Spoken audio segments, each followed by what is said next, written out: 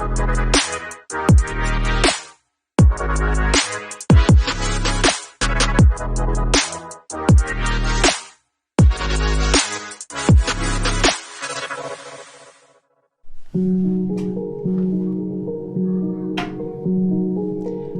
I was about 3 years old, I had a very fixed way of understanding roast dinners, and I insisted that Yorkshire puddings be part of a roast dinner. Now, some of you may think that's a debatable point. Maybe you don't think Yorkshire puddings should be part of a roast dinner, but I hold to it now. I think Yorkshire puddings are an essential factor for making a roast dinner what it is. Now, when I was about 3 years old, my parents took me and my sister out for Sunday lunch at a couple that they knew. And a couple who was kind of middle-aged, they were Australian, and they decided to do a traditional Sunday lunch for us and really cater to the kind of things that we liked. And they'd done this amazing roast dinner, and we were sat in their dining room, and the dining room had these it was the 90s, so they had these swinging saloon doors that you walk through, and they'd done roast potatoes and veg and the meat, all of that kind of stuff, the full works, the gravy, but there were no Yorkshire puddings. And apparently I was a very placid child and very amenable, but when I sat down to dinner that day, I said, "Where are my Yorkshire puddings?" And then when my mum tried to carry on a polite conversation with the couple saying, "Thank you so much for making this dinner for us, it's so kind of you," I just kept saying, "Where are my Yorkshire puddings? Where are my Yorkshire puddings?" to the point where I grew entirely hysterical, had to be bundled up, taken out of the room and put upstairs in their spare room to calm down. My mum then came back down alone and apologised apparently, sat back down, they said grace and began to eat together. And then the saloon doors swung open and I kicked them open and screamed, "Where are my Yorkshire puddings?" So with anger, I tend to be like a kick the door down kind of gal and address the issue. If Yorkshire puddings are missing, I want to address it and figure out why. I wonder how you respond to anger and how you approach conflict. Are you a kick the doors down kind of person? Do you go for the issue and grab it by and throttle it? Or are you the kind of person who shrinks away from conflict, hates the idea of disagreeing with people and just doesn't really know how to go about it? Today we are talking about healthy conflict. There is such a thing as conflict, which is good, which is healthy, which is born out of good, deep relationships. We all experience anger, don't we? It's a part of being human. And it may not be wrong to feel anger in and of itself, but I think it's one of the more tricky emotions for us to handle well. And so most of us, if not all of us at some point, have a tendency, or we have a bit of a default to use anger inappropriately. Are you a kick the doors down kind of person, or do you curl up and hide away from conflict when you're feeling angry or you're feeling that difference in opinion? Why don't you have a chat in your groups now? How do you approach anger and how do you deal with conflict?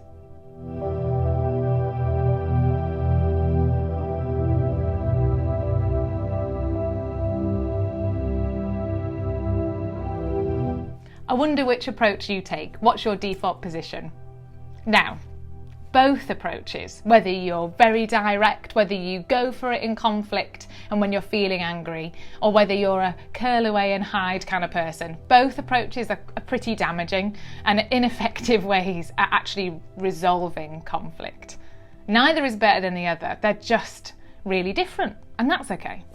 And I think sometimes in our culture we think that being good at conflict means being really direct or being argumentative or maybe even being someone who enjoys conflict. Like one way actually can cause loads of hurt and damage to a relationship, but actually the other way, the hiding away, avoidance of conflict, in avoiding conflict, it can actually hurt the relationship in the long run because it avoids issues that need resolving and it withdraws from the potential depth and richness of authentic relationship. Conflict is an unavoidable part of life. You literally cannot agree with everyone you meet on everything. And in good relationships and friendships, it's really important to be able to do conflict well.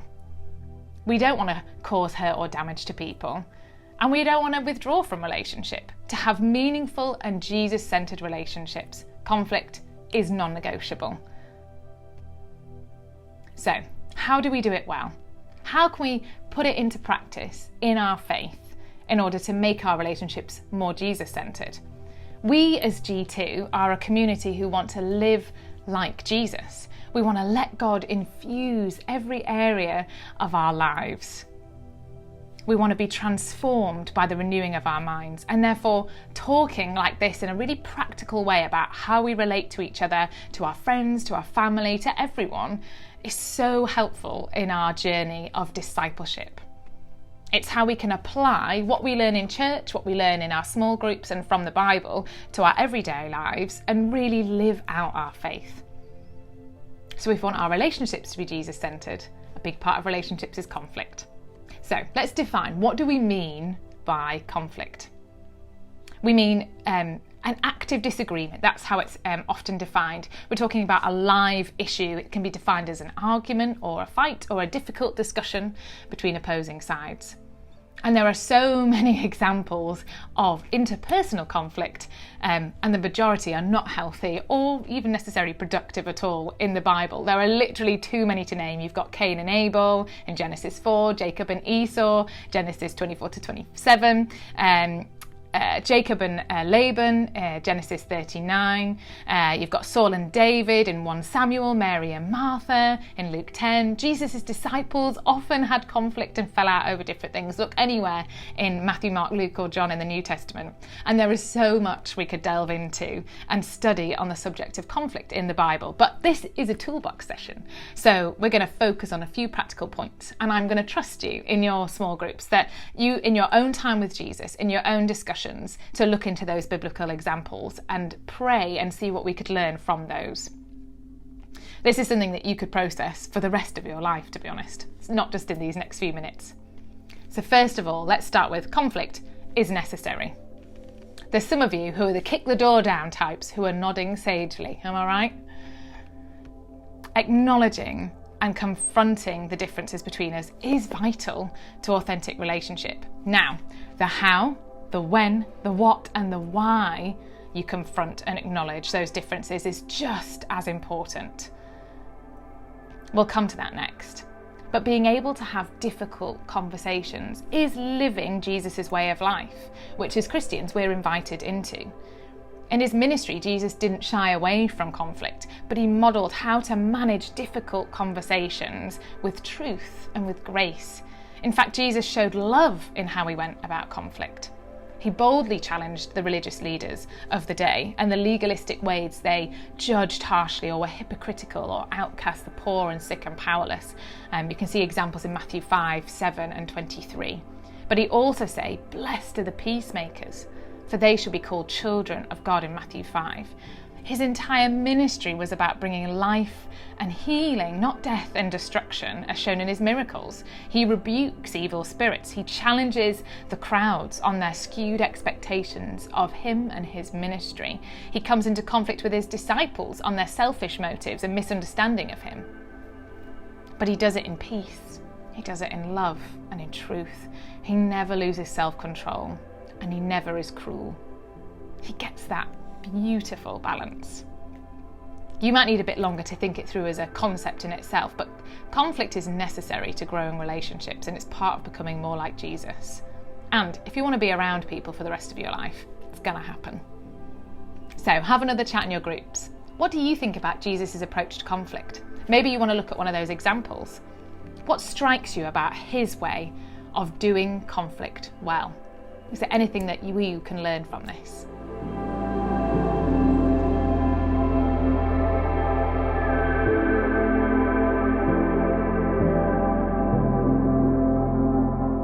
What does healthy conflict look like? If we're going to do it, how do we do it well? So healthy conflict isn't an attack, it isn't a surrender, or even a negotiation. Healthy conflict is when both parties, both sides, are looking for a real solution together to that conflict. I'm going to share 6 steps for healthy conflict. I've nabbed these from the marriage course because these are really helpful tips that I've used in my own life and seen work in other people's relationships as well. So this is for when you're feeling angry or if you've got a tricky issue to resolve with someone. So the first step is to be able to hit the pause button. Do you need to address the issue right then and there? Are you actually too riled up to have a proper conversation? Is it late at night? Is everyone just really hungry or tired? And think about, is it a good place? I was on a walk with Ben a few weeks ago over summer, and we walked past this couple, and one of them was absolutely laying into the other one, and it just felt really awkward and humiliating. She was just absolutely really embarrassing and shouting at him. And maybe that was over a really valid point. But is this a good place to have this conflict? Is this a place where we can actually resolve things? Step 2. You need to identify what the real issue is. Sometimes our conflict comes from deeper issues, and we're arguing about one thing or frustrated about one thing, but really there's a whole other story going on underneath. Sometimes we need to take it away from being about that person, potentially. Separate the issue out from that person of they did this, but imagine almost taking it away from them and then putting the issue in front of you both.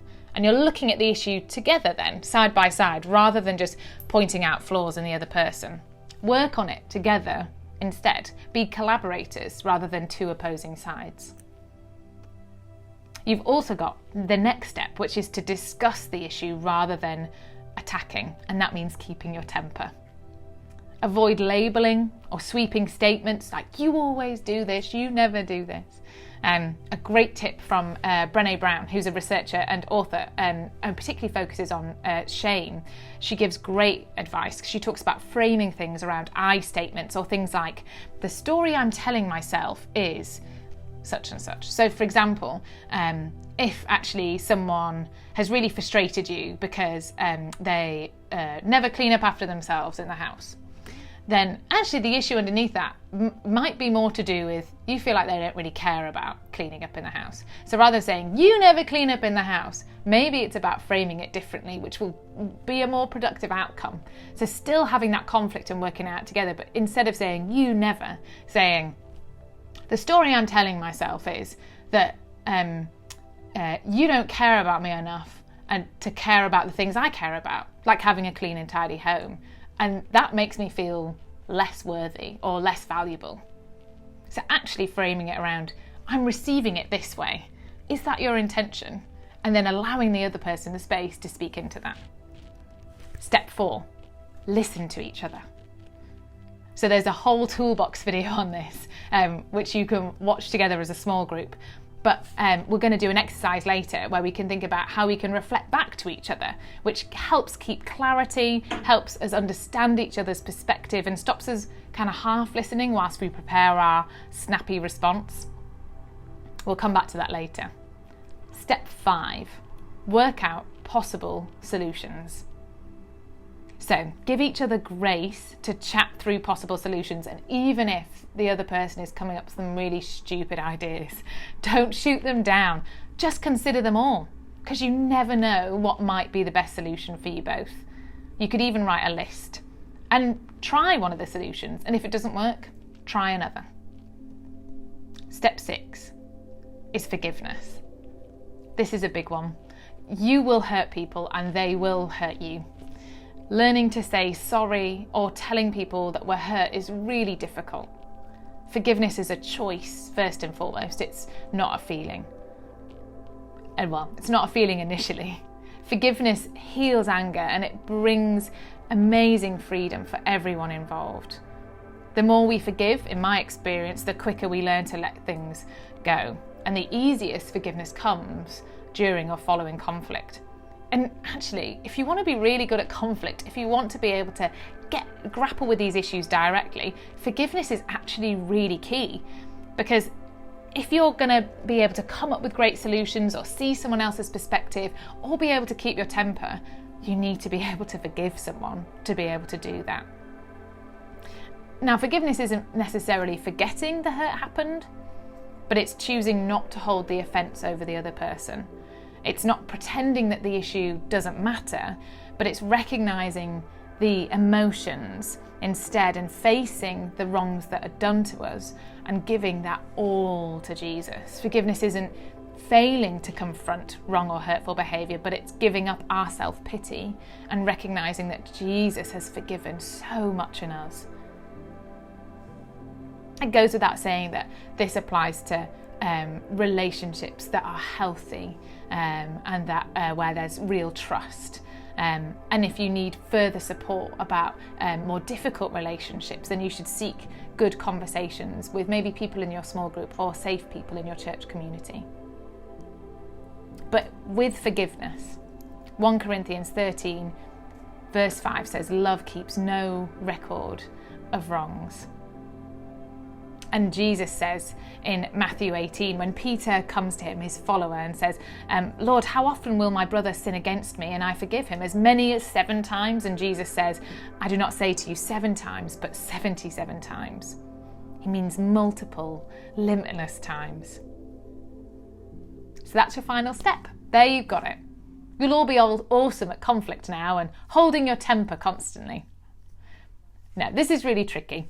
And to finish up, we're going to do an exercise together to practice how we do healthy conflict together, and then we're going to pray that Jesus helps us in our conflict and in our anger and gives us peace and patience to seek solutions and develop wonderful relationships with each other that reflect his glory.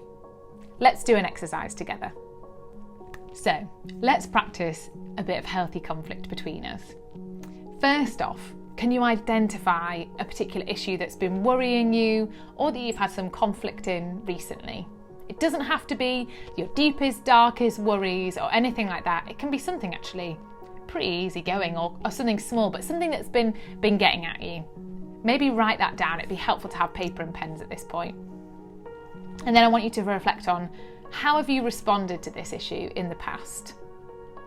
Did you run at it, kicking the doors down? Have you avoided it so far? Is it something that's come to you as we've been thinking about conflict? And then write down what you think the main concern is about that issue. So try and think, is there anything underneath this? Is there a bigger story underneath this issue? Is it about loading the dishwasher? Or is it about me feeling valued in a relationship? What might it be? Then the next step is to discuss what you've written down in pairs or in a 3. Take it in turns to talk and make sure that you each take turns to listen to each other's point of view without jumping in or even agreeing or disagreeing. Just take time to listen.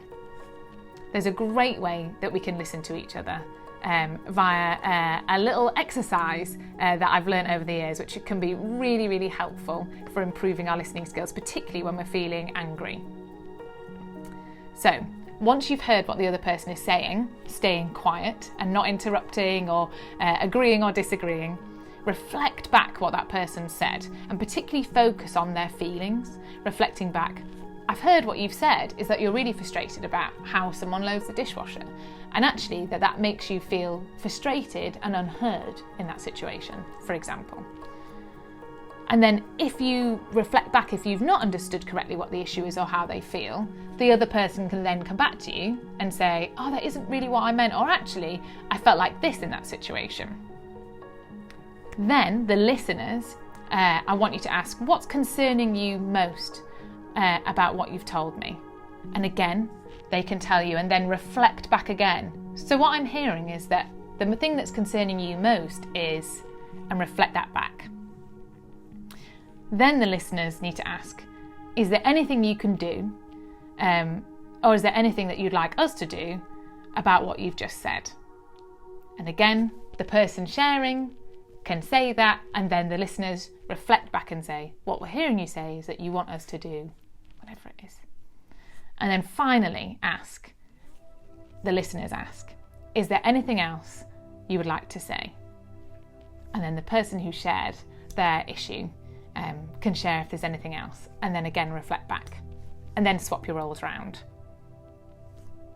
Give it a try, and give it a try in your conflict at home. It can be so difficult to address difficult issues and to address conflict in a healthy way, but these are just some practical tips and keys for us to be able to delve into Jesus-centered relationship together, to resolve conflict in a kind and compassionate way, in a way which is shaped by the Holy Spirit and which gives space for the other person to feel loved, feel cared for, and for you both to meet Jesus in that conflict.